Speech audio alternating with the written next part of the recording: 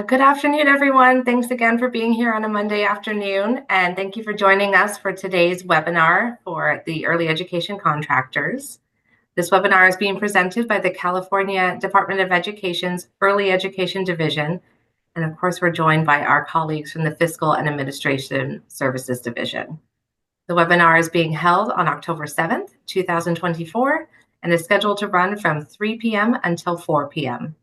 And with that, I would like to welcome Stephen Profiter, the Director of the Early Education Division. Stephen, and you can move the slide deck too. All right. Well, thank you so much, Alana. It feels like it's been a minute since we've done this, so really happy to be back here with you all. And so good afternoon to you, and happy October.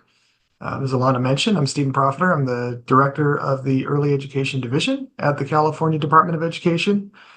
We are excited to be with you all today and answer, of course, any of those questions that we can about the budget trailer bill modifications that the governor signed into law last week, and things like that. So, despite one of the things that we're happy about is despite the budget outlook moving into this fiscal year, which was, not a great forecast for revenue, we're really pleased to see that funding for early education programs remains largely untouched. We're seeing excitement, or we've got some excitement around new movement in the California State Preschool Program with the ability to serve 2-year-old children. We've also been doing essential work, such as developing our toileting toolkit, I should say, to better support our programs as you show up every day doing the important work for our children and our families. And with us serving younger children in the state preschool, what better way than to develop a toileting toolkit to support those kind of expanding needs. Through our UPKA Mixed Delivery Quality and Access Work Group, we generated many recommendations to improve the administration and quality and access in the California State Preschool Program, and are currently in the process of implementing many of those recommendations.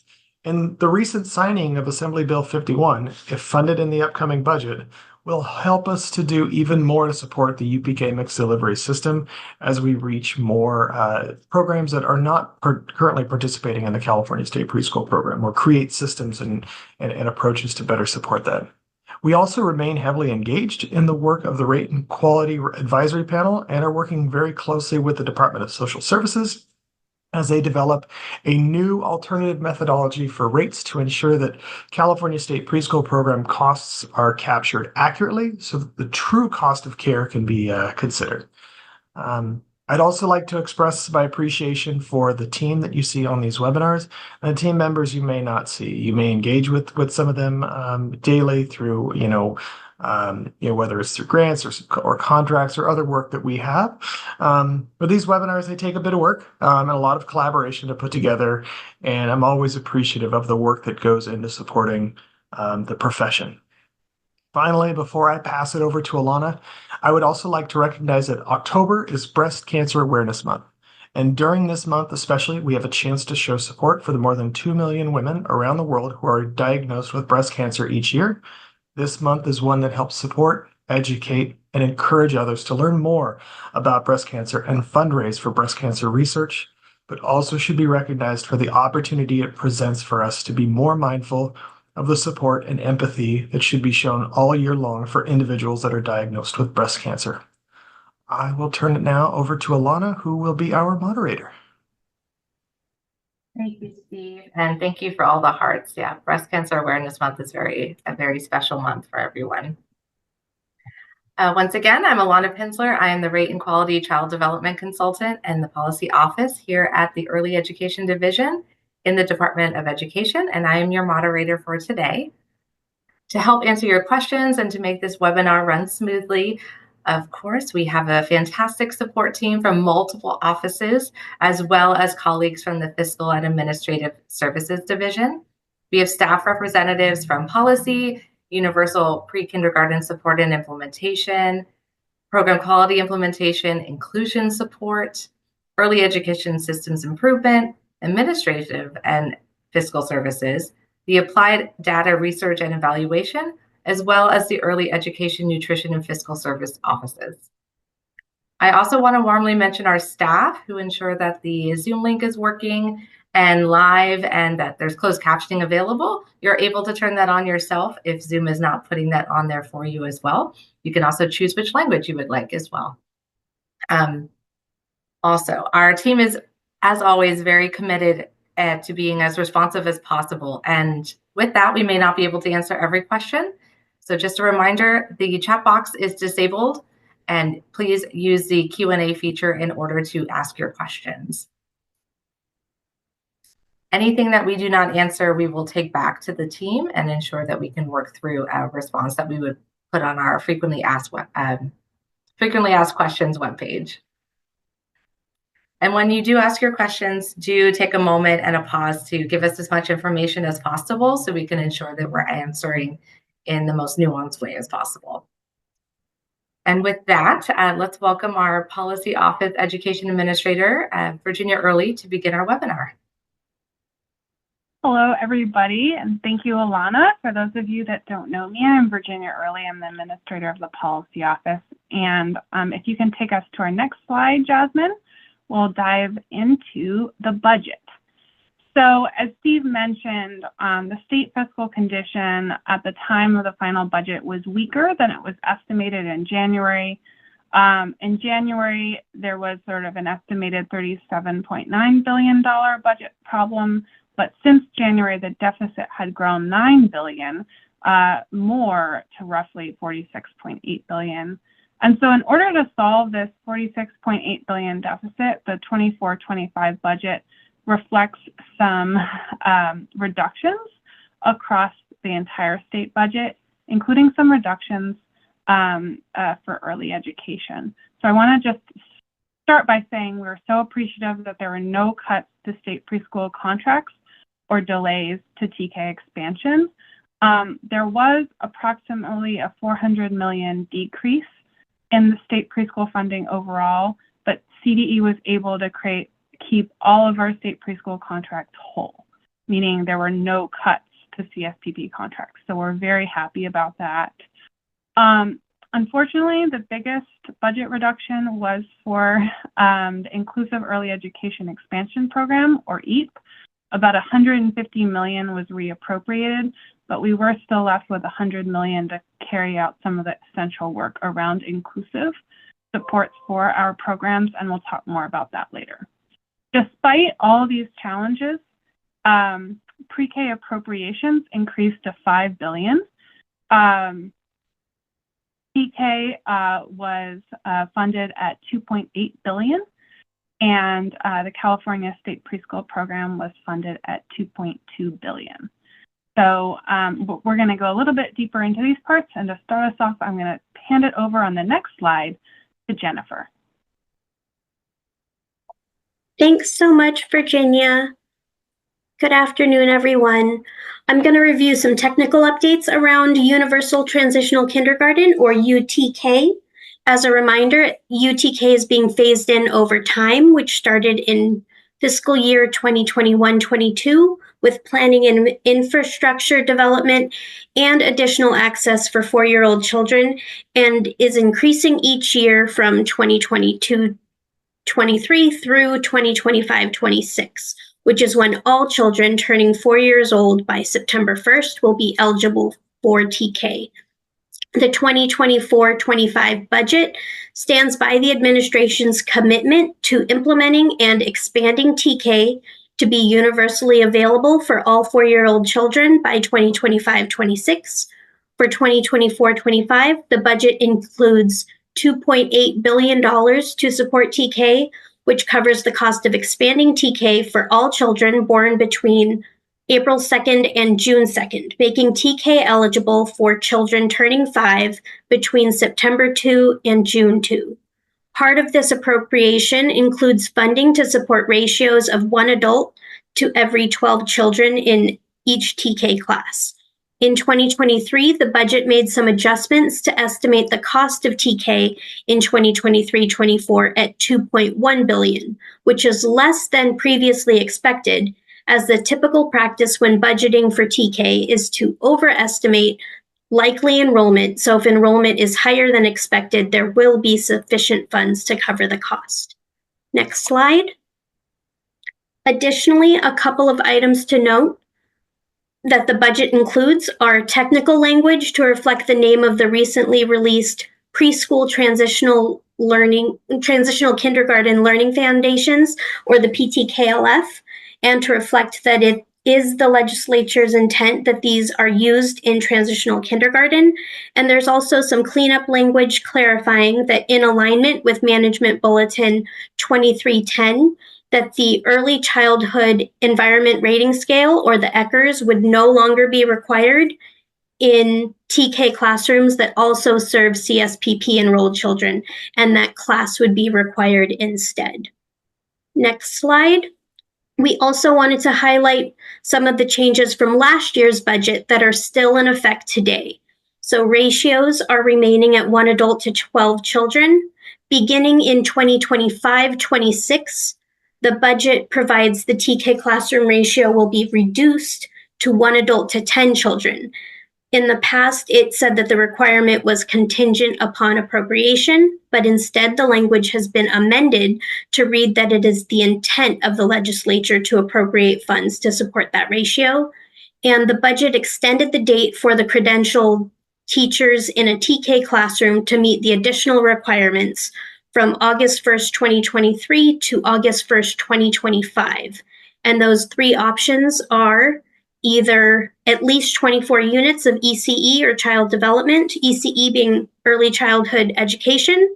The second option is as determined by the local educational agency, or LEA, employing the teacher, professional experience in a classroom setting with preschool age children, meeting the criteria established by the governing board or body of the LEA that is comparable to the 24 units.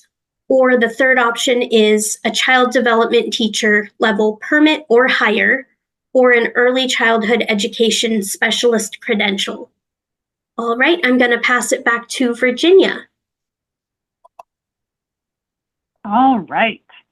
So let's dive into the state preschool program. And I do want to share, I see that there's a raised hand. We're not going to be taking raised hands. But feel free to put your question in the chat, and we have a whole team of staff from CDE who are following and will be answering questions live as we're able. All right, so update on the 24-25 budget. One of the big things that happened for state preschool was the allowability to serve 2-year-old children in the California State Preschool Program, and specifically, CSPP can now serve children beginning at 24 months.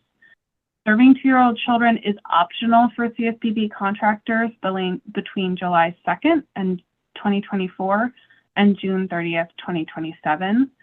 If contractors choose to serve 2-year-old children, all current requirements must be followed for those children in the state preschool program. So that includes things like collecting the appropriate documentation for enrollment, eligibility, and need, making sure that they're enrolled in the priority order, and I'll cover that in the next slides, assessing and collecting family fees as applicable, making sure all the program quality requirements are met, making sure the data is reported as required, and also ensuring that families are only required to provide diapers and or toilet training pants, such as like a pull-up, as needed for the child if the contractor has a written policy adopted by the governing board that includes a parent advisory committee in the decision-making process. So CDE has released interim guidance by email on this topic and posted this guidance on the CDE email guidance webpage. Amira just put the link to that in the chat so you can take a look. And we will just go dive a little bit more into that. So on the next slide, one big thing that comes up as we look at the 24-25 budget and serving 2-year-old children in state preschool is ratios. So there are two options, and if you can open up the link that Amira put in and follow along. The contractor can operate using a 1-to-8 adult to child ratio with a 1-to-24 teacher to child ratio if and only if the number of 2-year-old children enrolled in the classroom does not exceed 8 children or more than 30% of all children enrolled in the classroom, whichever is less. If a contractor chooses to enroll more 2-year-old children in a classroom than described in that first bullet above, a 1-to-4 adult-to-child ratio and a 1-to-16 teacher-to-child ratio must be followed for those 2-year-old children. And one important note is who are 2-year-old children? And this is also covered in that interim guidance, but just to sort of summarize, 2-year-old children means children who have had their second birthday and do not otherwise meet the definition of 3-year-old children. And this may mean that a child could be considered a 2-year-old child for part of the program year and a 3-year-old child for the rest of the program year. So keep this in mind as ratios may change during the year depending on when the children turn 3. All right, next slide. A couple of reminders about as we look at our 24-25 budget and serving 2-year-old children in state preschool. This is also in that interim guidance. A child being toilet trained is not a requirement for eligibility in the state preschool. Therefore, children must not be denied services or skipped over in priority order because of their toilet training status. And I said this before, but just another reminder, 2-year-old children must meet an eligibility criteria and a need criteria as applicable.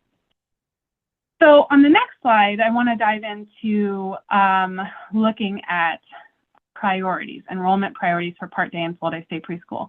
And one note that I will make is that AB 176 was signed very recently, and it actually changed the priorities for 2-year-olds from what we sent out in our initial email guidance in July. So what I'm about to present is different than what is in the email guidance that we linked to you in the chat and is on our website. We're working on drafting updated guidance, both in terms of an interim email and in terms of a management bulletin. But for now, we'll sort of talk you through what's in the slide. If you want to refer to something in writing, I would direct you to Education Code 8210 and 8211. Amira just put the links to those two in the chat as well. Thanks, Amira. 8210 covers part day state preschool, 8211 covers full day state preschool. So just to go over this, the first priority, child protective services or at risk. And within this priority, 3- and 4-year-old children are enrolled before 2-year-old children. The second priority is children with a disability. This is just 3- and 4-year-old children. That's in it sort of beyond those that are in the set aside that are income eligible. And within this priority category, children from families with the lowest income are enrolled first. Then it's eligible 3-year-old and 4-year-old children who are not enrolled in TK in income order. And just as a reminder, I see some folks raising their hands. Please put all of those questions in the chat, in the Q&A, I mean. That's where we'll be addressing them during the webinar. So if 2 or more families have the same income ranking according to the most recent schedule of income ceiling eligibility table, a child who is identified as a dual language learner within this eligible 3- and 4-year-old category is enrolled first. And then if there are no children who are identified as dual language learners, the child that has been on the waiting list for the longest amount of time shall be admitted first. So next slide. Priority 4 for enrollment priorities for part day and full day state preschool is eligible 2-year-old children. So this is where it's a little different from our interim guidance. The reason is that the law changed. So within the eligible 2-year-old children category, if 2 or more families have the same income ranking according to the most recent schedule of income ceiling eligibility table, a child who is identified as a dual language learner is enrolled first. If there are no children who have been identified as dual language learners, then the child that has been on the waiting list for the longest amount of time is admitted first. This priority is 3- and 4-year-old children from families whose income is no more than 15% above the eligibility income threshold. Within this category, children with disabilities must be enrolled first, then other 3- and 4-year-old children in income ranking order. Now, a couple of notes about this priority 5. 2-year-old children can be enrolled under this eligibility priority. They just aren't prioritized within this priority category. The other thing, like 3-year-old and 4-year-old kids come in first. The other thing I would note is that this is also slightly different. This priority category previously required 4-year-old children to have been enrolled before 3-year-old children, but that statute is also changed in AB 176 to have 3- and 4-year-old children come in at the same time before 2-year-old children. Next slide. So 6 priority is different for part day and full day. So we'll start with 6 priority for part day state preschool. After all those other priorities have been enrolled, 6 priority for part day state preschool is first enroll children who are eligible under CSPP neighborhood school eligibility. And under this, 3- and 4-year-olds are enrolled before 2-year-olds. And then children who are receiving state preschool through part day state preschool for extended learning and care come in. And those are children enrolled in TK or kindergarten, and they're only allowed in part day state preschool. So next slide, 6 priority for full day state preschool is a little different for full day. So first you would admit any children that are eligible for services that do not have a need. For example, maybe their parents aren't working or in school, or maybe one parent is and the other one isn't. And then within this category, 3- and 4-year-old children are enrolled before 2-year-old children. And then after the no need category, then the neighborhood school eligibility children would be enrolled. And within that category, 3- and 4-year-old children come before 2-year-old children. So that's a lot to remember. We're going to be updating our email guidance and really sort of, in the meantime, really referring you to 8210 and 8211. I am going to take us to the next slide. I'm sure you have lots of questions, so make sure you're putting those in the Q&A. But a couple other state preschool updates. There were also changes to the percentage requirement for serving children with disabilities to have that stay at 5% of funded enrollment. So you may remember that in past years, there was a intent listed in statute that said by such and such a date, programs are going to be required to set aside 10% of funded enrollment for children with disabilities, and by such and such a date, serve those children. That threshold is now staying at 5%. There is no current statutory ramp-up period beyond 5%. We still encourage programs to continue to build on their capacity to serve children with disabilities, and the statute could change again, but that's what it is for right now. And then just, we've gotten some questions about cost of living adjustment. There is a cost of living adjustment for other parts of the budget, but it does not apply to state preschool. And part of that is that we're going through this alternative methodology process to identify rates for state preschool, as Steve mentioned, together with Department of Social Services. So the next slide, another thing that was in the budget, actually this was both for us and the DSS childcare programs, is that the 24-25 budget had language around streamlined request for application process for qualified CSPP contractors to be awarded new slots. Now note that this language did not come with money for us to release a new RFA. It's just they want us to look at our process. Education code is there on the slide, Education Code 8334, and Mira just posted that link in that chat if you want to take a look at it more. But it applies to both state preschool, and there's similar language in the Welfare and Institutions Code for DSS childcare programs. And it requires us to develop and implement this process in collaboration with the Department of Social Services to ensure where applicable that the processes are similar. All right, I'm going to turn it over to Erin on the next slide to go deeper into some stuff on EAP. Great, thanks, Virginia. Hi, everyone. I'm going to talk to you a little bit about our work in the Inclusion Support Office. So with the weaker fiscal condition of the state budget this year, we did unfortunately see a cut to the Inclusive Early Education Expansion Program, otherwise known as EAP.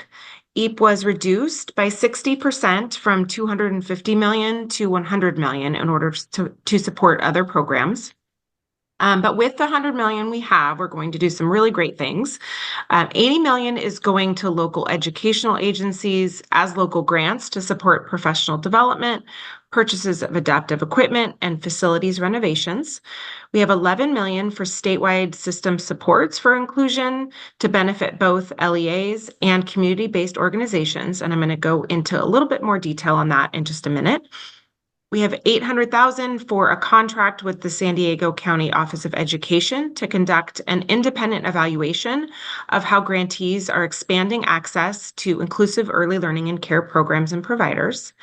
And we have 8.2 million to support the Aspire grant and ensure a deeper focus on inclusion and supporting interactions and instructional practices with children with disabilities, which will be important as our CSPPs begin to use the class tool.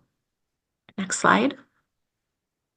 So as I mentioned on the previous slide, $11 million has been allocated to address state-level systems building and align local practice with research and practice-based strategies.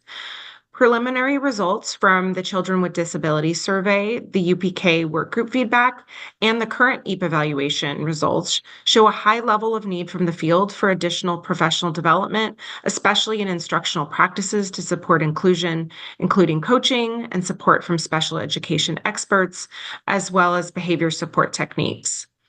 In collaboration with County Offices of Education and Quality Counts California, the state-level work will include a variety of elements, and some of those tasks include organizing and creating communities of practice for both classroom staff and administrators on topics like behavior strategies, best practices for family support and engagement, effective collaboration techniques, and universal design for learning. We also have professional development webinar topics, which include identifying effective inclusive practices, increasing awareness of the benefits of inclusion for both academic and social settings, and highlighting successful inclusive programs in the state. Another task is professional development for coaches. These will be professional development opportunities geared specifically for instructional coaches, inclusion specialists, staff directly supporting CSPP teaching teams, and administrative teams. The goal of this piece of EAP funding is to build sustainability within the state, reach many programs across California, including those outside of CSPP, and provide supports to the field to ensure the inclusion of children with disabilities. Excuse me. So I think that's all I have for you at this point. I'm now going to pass it over to Stephanie, and she's going to talk about class and class environment, which is also partially supported by EAP funds. Thanks so much, Erin.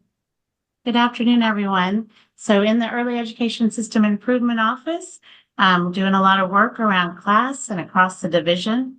So in addition to the 11 million, EAP is also helping support implementation of class and class environment.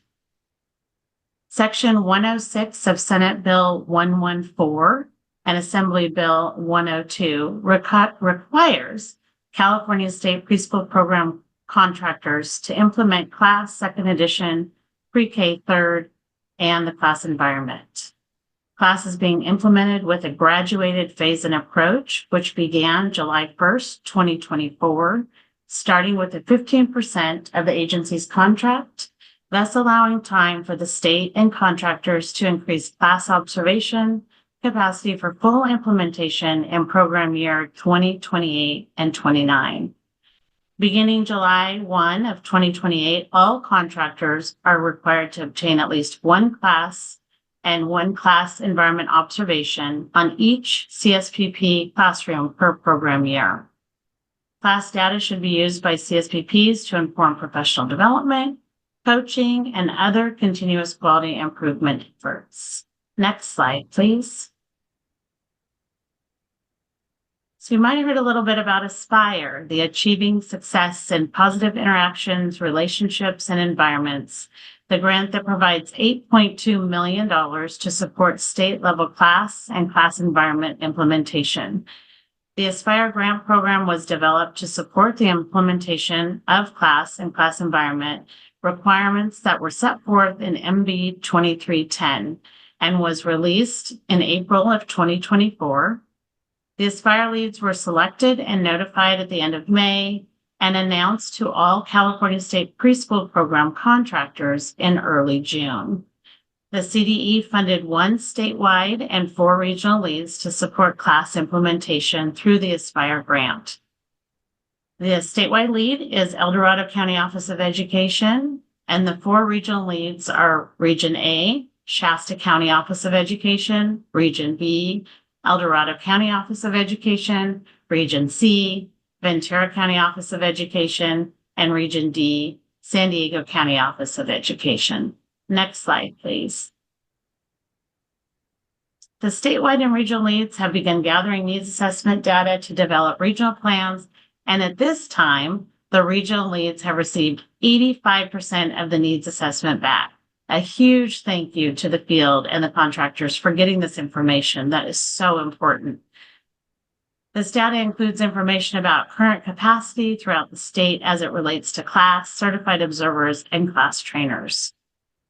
In addition, a $2.5 million Teachstone statewide lead contract was executed in July to support activities related to class and class environment tools.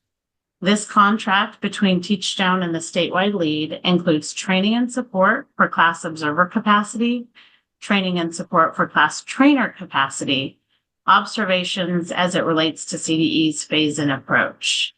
And thanks to everyone who is supporting and leaning into the work for Aspire. Now I'll pass it to Virginia to cover more on other investments in the budget. Virginia? Thanks, Stephanie.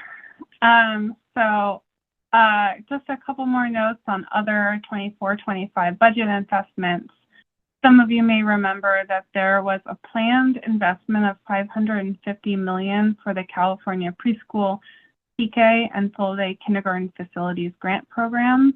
That has been foregone, and the language was that it would be addressed through discussions around the school bond. Previously, this had been delayed. And also there's $25 million to support teacher preparation and professional development for educators to administer literacy screenings. So on the next slide, I'm going to take folks through some bills. I know there's at least one question that is directly connected to one of them that I've seen in the Q&A.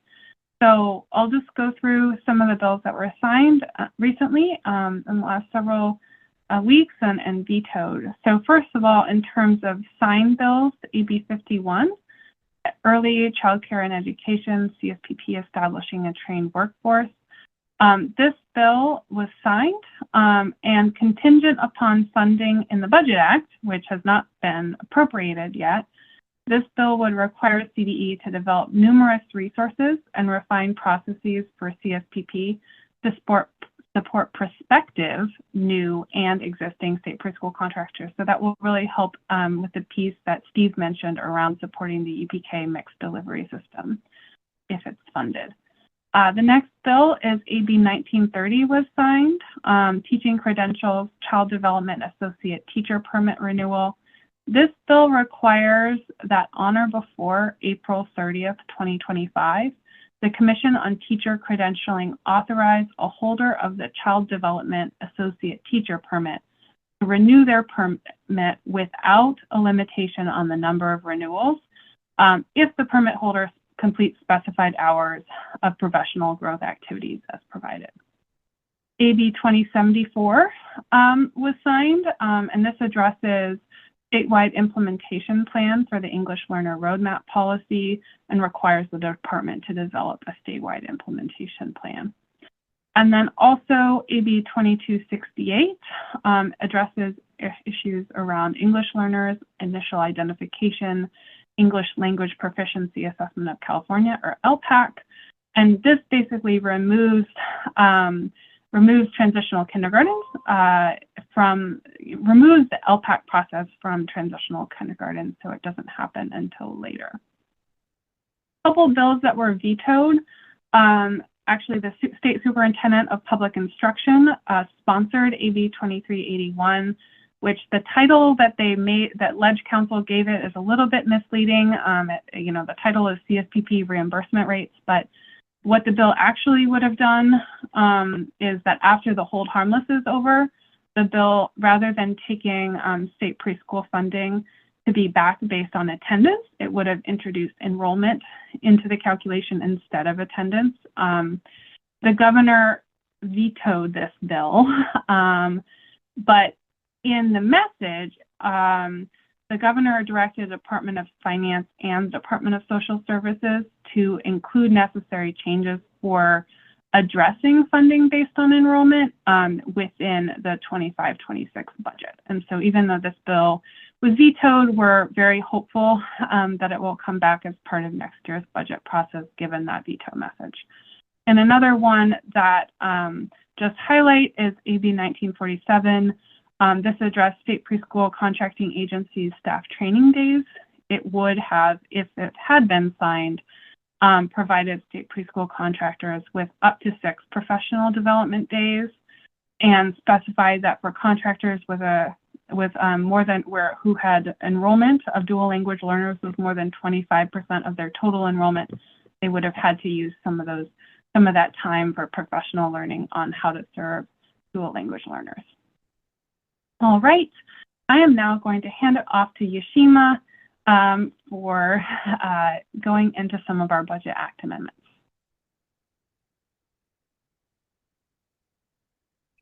Thanks, Virginia. Good afternoon. As Virginia said, my name is Yoshima Daniels, and I will be going over the fiscal year 24-25 Budget Act amendments.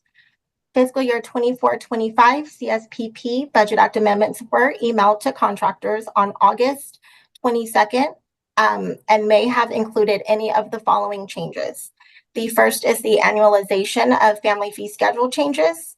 The second, annualization of changes to the part-time and full-time definition changes that went into effect March 1st of 2024. And lastly, the program cost account or PCA fund shift. For more information regarding the methodology for each allocation, please refer to the fiscal year 24-25 CSPP contract changes letter that was released on August 23rd, 2024. All of the Budget Act amendments were processed as an allocation letter. This means that the contractor did not have to sign and return any amendments for it to become effective. However, contractors should have received a copy of the executed amendment, including the contract face sheet and the details of the fiscal changes. Not all contractors received an allocation for each of the purposes that are listed above. If you would like a breakdown of the changes that were included in your agency's Budget Act amendment, please contact your fiscal analyst for more information. I will now turn it over to Lucy, who is going to talk about cost of care plus rate allocations that the CDE will continue to release to contractors through fiscal year 24-25. Thank you, Yoshima. Good afternoon. As Yoshima said just now, my name is Lucy Mosqueda, and I'm going to briefly touch on the cost of care plus rate allocations our office has been issuing. SB 140 authorized the CDE to provide family child care providers and centers with monthly cost of care plus rate allocations between January 1, 2024 and June 30th, 2025. Cost of care plus rate allocations are based on a per child rate amount dependent upon the region in which the family child care provider or center is located. Allocations will include a 10% administrative fee for those CSPP contractors who are required to distribute payments to providers or subcontractors. As a reminder, these allocations are paid outside of the CSPP contract. Next slide, please. The CDE has been issuing these allocations as quarterly advances, and advances are reconciled using actual enrollment data when available. CSPP contractors are expected to receive the next allocation at the end of September, early October 2024. This payment is expected to cover payments for October, November, and December. The October 2024 through December 2024 advance may have been adjusted based on CDE's assessment of whether an agency's January 2024 through April 2024 advances were over or under allocated. By now, CSPP contractors should have received an email from their fiscal analyst that includes details of their upcoming payment. I'm going to turn it over now to Carly to talk more about the enrollment data that is used for these cost of care plus rate allocations. Thank you, Lucy. As Lucy previously mentioned, the cost of care plus rate allocation advances were based on enrollment data that has up to this point been based on CDD 801A reporting in the Child Development Management Information System, or the CDMIS. However, now that the California Preschool Data Collection, or CAPSTAC system, has launched and is collecting data for county offices of education, school districts, and charter schools for data as of July 2024, after the allocations are made for the 2023-24 quarter 4 cost of care plus rate allocations, the July 2024 data and all data submissions thereafter, cost of care plus rate allocations for those agencies will be based on data from the CAPSTAC monthly data submissions. And for community-based organizations and community college districts, the cost of care plus rate allocations will continue to be based on the CDD 801A report. One area to note that we would like to specifically address is regarding agencies reporting subcontractor information. Because contractors that are approved to subcontract receive an additional administrative allocation for distributing payments to subcontractors, it is very important to submit accurate subcontractor data. In the most recent cost of care plus rate allocation that was based on January through March 2024 801A data, 24 agencies that have been approved to subcontract did not report any subcontracted services. 32 agencies that are not approved for subcontractors reported children that were receiving subcontracted services. After conducting outreach, it was found that most of these agencies misreported. Without this outreach, agencies would have received an inaccurate advance, as subcontractor data specifically affects your cost of care plus rate allocation. Next slide, please. So to review specifically where in the two systems this data is collected so that you all can take extra care when submitting this data, for the CDD 801A report in the CDMIS, subcontracted services are collected in the services type and length data field. If a child is receiving subcontracted services, you must select the option C or D for this field. Please remember you should only be selecting this option if your agency has been approved to provide subcontracted services by your assigned PQI consultant. If your agency has not been approved, please be sure to reach out to your consultant for approval. For the CAPSTAC monthly data submission, subcontractor data is collected in the service type data field within the child records classroom enrollment section. If a child receives subcontracted services, you must enter either the subcontracted full day option if the child is in full day CSPP, or subcontracted part day if the child is in part day CSPP. Again, if you are not approved for subcontracted services, please review these fields and ensure you are not accidentally reporting children receiving subcontracted services. If you are approved, please review and ensure this is being reported accurately. The data system team will conduct outreach if we believe these fields may be reported inaccurately to ensure your cost of care plus rate payments are reflecting correct and accurate services provided by your agency. So I'll now turn it over to Kate Washington to discuss updates related to CPARIS. Thank you, Carly. Hello, everyone. I'm Kate Washington, and I'm a manager in early education and nutrition fiscal services. So I'm going to talk today about CPARIS, some changes to the enrollment, attendance, and fiscal reports for the new fiscal year, reporting the exceptional needs credit, and apportionment payment updates. So starting with a few updates to CPARIS that are going to be deployed soon. We're hoping here in the next few months or so. One, we have allocations paid outside of contract that are soon going to be viewable in the system in CPARIS. So as of right now, contractors can only view payment information if it's related to a CSPP or CPKS contract. We are working on creating a new section of the system that is where contractors will be able to view payment information related to allocations that have been paid outside of contract. So that would include the cost of care payments that Lucy and Carly were just talking about. The information that is going to be displayed will be the date and the purpose of the allocation, and it is going to include allocations paid outside of contract to date. And then as new allocations are issued, the information will be updated. And this section of the system should be available in the next few weeks. And I see heart reactions, which make me happy. So the second thing is contractors will soon be able to view any billings for CSPP, CPKS, excess reserve, and then for allocations outside of contract if applicable.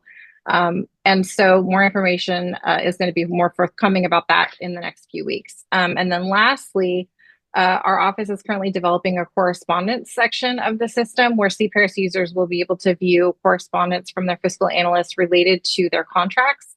So that would include apportionment adjustment letters, closing letters, payment withhold notices, anything of that nature. So there's going to be a dedicated section that's just going to be for correspondence.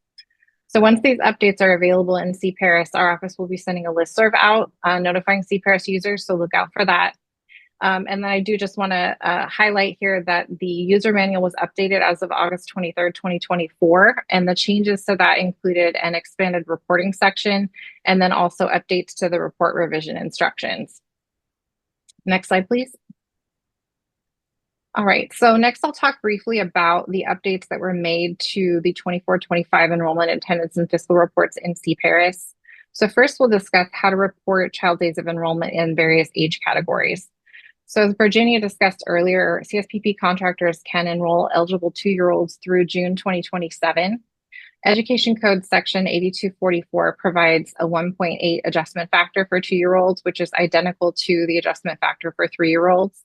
So therefore, the 3 years old lines of the 24-25 enrollment attendance and fiscal reports in CPARES were updated to say 2 years old and 3 years old. And that is where contractors will report both 2-year-old and 3-year-old child days of enrollment.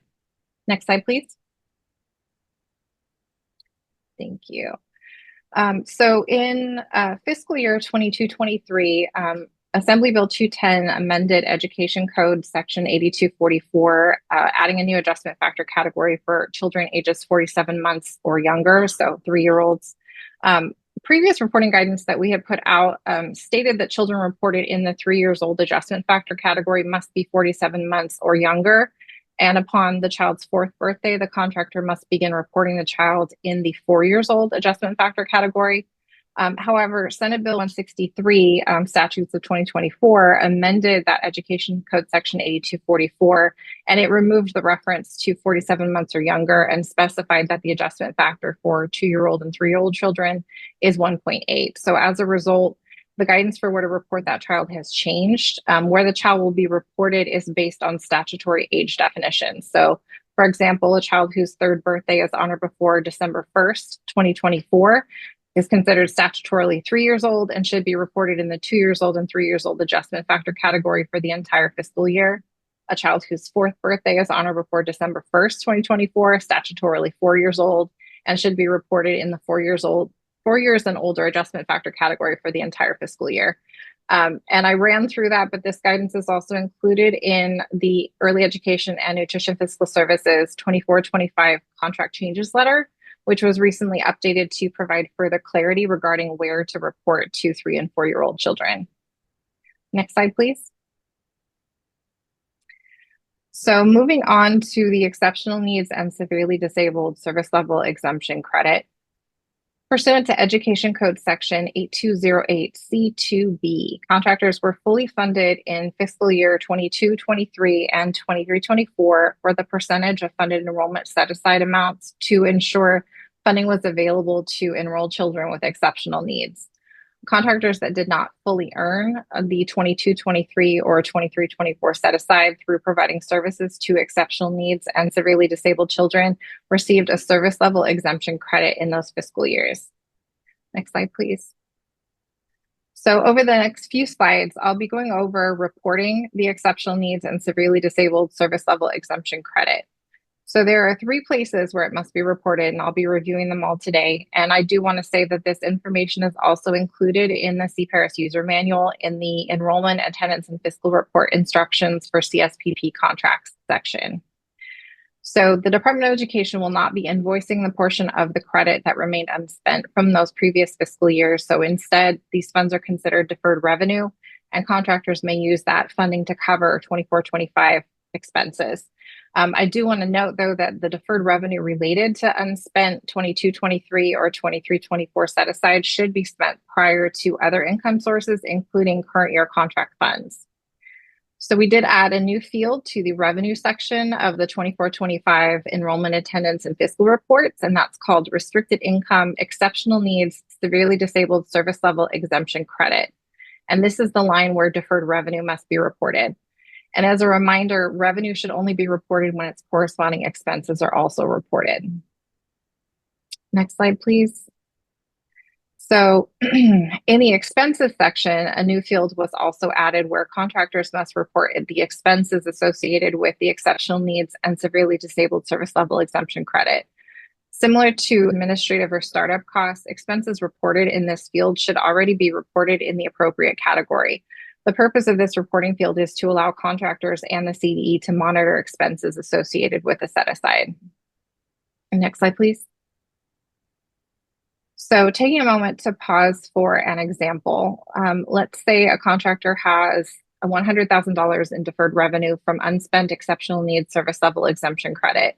In the first quarter of 24-25, they spend $25,000 of that $100,000. In the enrollment attendance and fiscal report, they would list the $25,000 as restricted income on the restricted income exceptional needs severely disabled service level exemption credit line. In the expenses section, they would report the $25,000 in the appropriate categories. Let's say in this example, it's books and supplies. And then finally, they would report the $25,000 on the total exceptional needs severely disabled service level exemption credit expenses line. Next slide, please. So lastly, we did add a new expenditure category to the 24-25 reports. That's the 6,600 lease assets expenditure. And that was added to align with the California School Accounting Manual. So expenditures reported in 6,600 are for capital outlay expenditures used in governmental funds only. Next slide, please. All right, and last slide for me. The apportionment schedule was revised for 24-25, so contractors will receive an apportionment payment equal to 1 month, beginning with the apportionment associated with the December service month, which is typically received in November. And you can see from this table, the expected month the apportionment will be received is December, or is November, looking at the December payment. The service month is December, and then that apportionment percentage for that month is 8.4. So we're separating out the months instead of collapsing them together. One last note, effective for 24-25, some of you may have noticed that apportionment payments now have an invoice ID that begins with PR, which is short for preschool, instead of the old CD, which was for child development. So we're just doing that in an effort to not confuse the payments that you're receiving from Department of Social Services, which still have that CD. And I will turn it back over to Alana to take us to the Q&A section.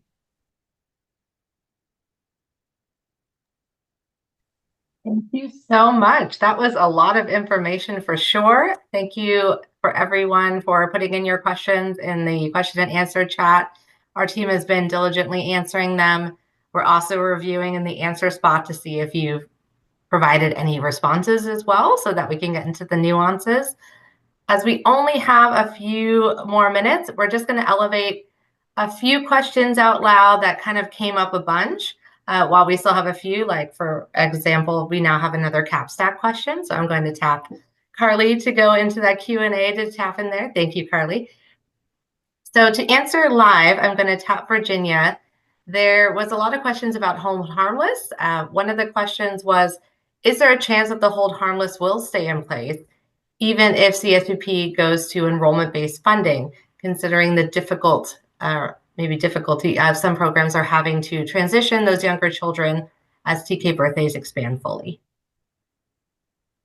Thank you for that question. I think the transition was definitely on our mind at CDE, which is why the superintendent sponsored AB 2381, which would have moved to funding based on enrollment after the hold harmless was over. I don't have a crystal ball. I can't read the future, and these kinds of things are set by the legislature and the governor, with obviously advice from all of you and us as well. But I think it would be surprising to me if we had another year of hold harmless because of sort of where we are.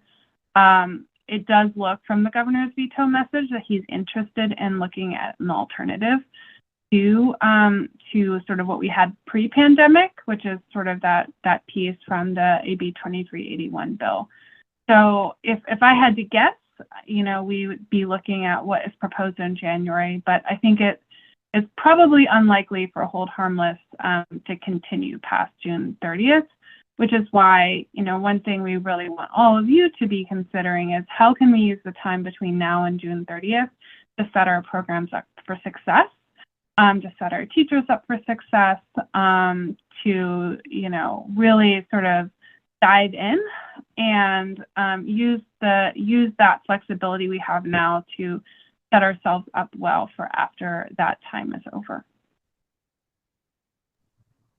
Thank you, Virginia. And unfortunately, our hour is coming to a quicker close than we anticipated. It was a lot of information. We're very thankful that all of you were able to be here. We did want to share other ways to get some information, including resources that you can have on your fingertips that doesn't involve signing on to a Zoom webinar at 3 p.m. on a Monday. So our webinars, once again, you can reach any of your PQI office consultants at https://www.cde.ca.gov/sp/cd/ci/assignments.asp. You can also reach your ENFS fiscal apportionment and analyst at the https://fg/cde.ca.gov/FG/AA/FAAD.asp. And to review any email guidance that you may have buried in your email inbox, you can look at those that have been posted. They can be found at https://www.cde.ca.gov.sp/cd/ci/email-guidance.asp. And Amir is also putting these in the chat as well. Usually you're not really able to click on them, but you can kind of highlight and then put them into a web browser, and then you should be able to find it. And if there's any other questions that you have regarding regulations that have been perhaps talked about or you've read in emails, you can email EED Title 5, and that's the number 5, at cde.ca.gov.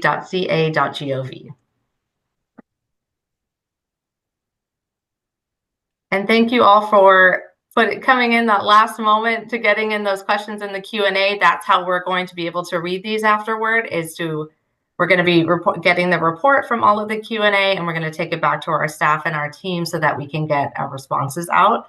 Also, thank you for those who put your names in there as well. It'll be also easier for us to get some nuances of who are asking these questions. And again, we're at 4 o'clock, so I'm going to call up Stephen Profiter to close this out. Thank you so much for staying with us for your hour.